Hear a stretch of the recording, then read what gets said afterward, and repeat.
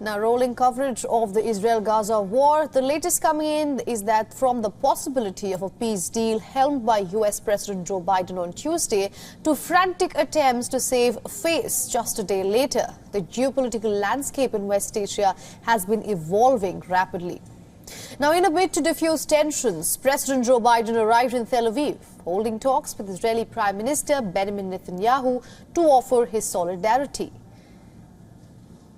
But he is increasingly finding himself isolated in a region where Washington has been the predominant superpower for decades.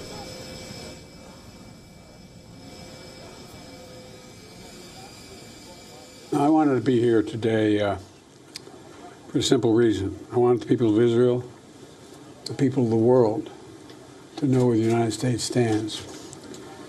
I've had my great Secretary of State here. He's been here for a lot. But I wanted to personally come and make that clear.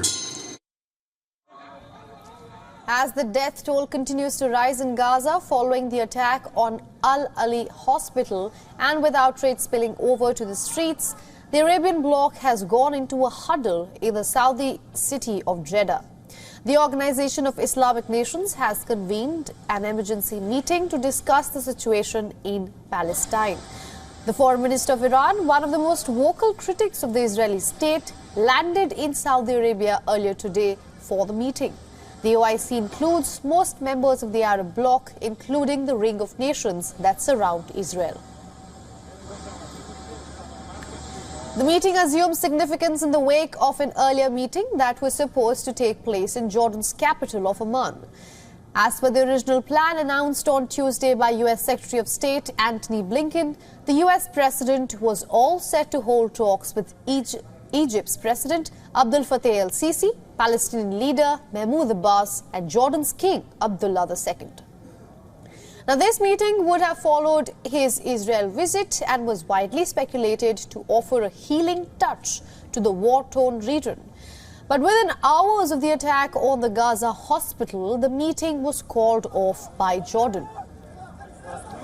Just a fortnight ago, Saudi Arabia was in talks with Israel and the US to sign a normalization deal.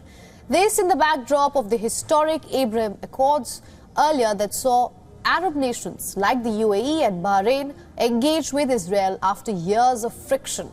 But now the battle lines are being redrawn, at least geopolitically.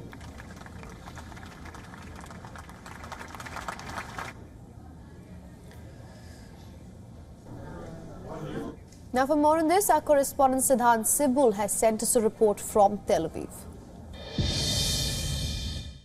Well, essentially, the US President Joe Biden today made those remarks saying that he believed that the explosion in the Gaza hospital was done by the other team. That clearly indicates that someone in Gaza was responsible. Now, the Israelis have said that it was the Islamic Jihad that was responsible. It was a failed attempt to fire rockets towards Israel. And this is the new normal here. The rockets have been regularly fired towards Israel, towards Tel Aviv, where we are standing. And essentially, the Iron Dome has been working. But in Gaza, this explosion has led to a further humanitarian situation. And immediately after that explosion, we saw spontaneous protests in many of the capitals, the Arab capitals here in the region. Israel was quick to issue an alert for its citizens as well, including saying that its citizens in Turkey should be on high alert. So there is increased worry. This entire region looks like a haystack, and any incident can lead to a wider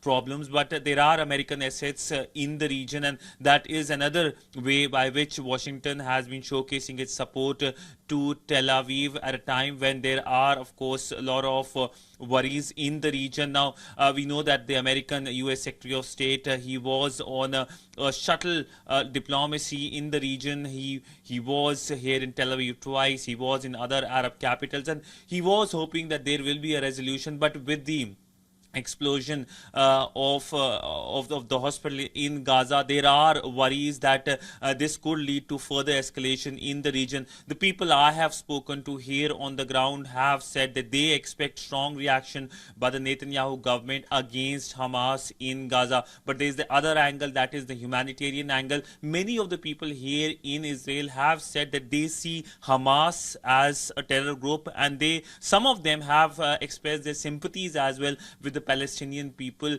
as to what they have been going through, pointing out that this is primarily because of Hamas. But essentially today is a day where a lot of activities are taking place here in Tel Aviv, and with the visit of the US President, of course, we will see some kind of increased diplomacy by the American side, especially with the Israeli side, now that the second leg of the tour, that's the visit to Jordan, has been cancelled. Because remember, immediately after the Gaza Hospital explosion, the Jordanian leadership announced that there will be cancellation of the meetings which was expected to happen, and the US President, of course, will be traveling back. So let's see what is in store for next 24 to 48 hours. Will there be a ground offensive, or whether there will be a de-escalation in the situation?